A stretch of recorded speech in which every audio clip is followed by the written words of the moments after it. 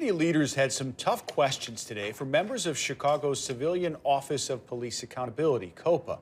They're upset with the slow pace of justice in the deadly police shooting of Quintonio Legrier and Betty Jones. Eyewitness News reporter Evelyn Holmes has more on today's meeting.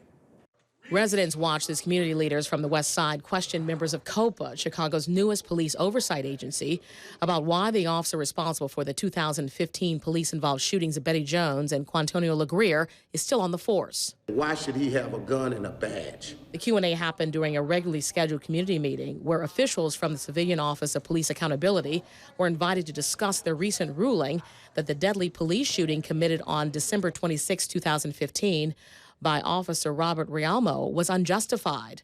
The COPA finding cast doubt on Rialmo's account of the events. The most important thing is that we want you to have trust in the process. That as an agency, we're independent. The agency has recommended the 5-year veteran of the department, who's already been placed on paid desk duty, be fired pending the results of an investigation. And according to the department spokesperson, Superintendent Eddie Johnson now has 90 days to decide what, if any, disciplinary action he might seek from the Chicago Police Board.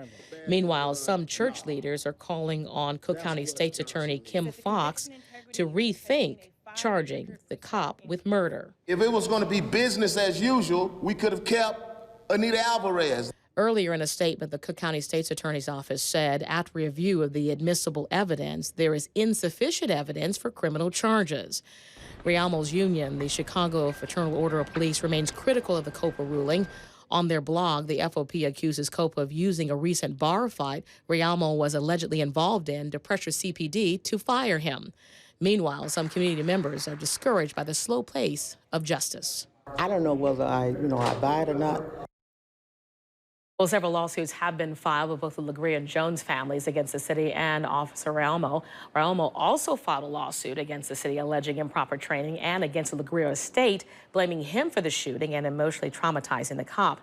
Now, while these lawsuits work their way through the system, it could be close to 6 months, officials say, before we know any kind of determination as to what actually will happen to this officer and his career with CPD.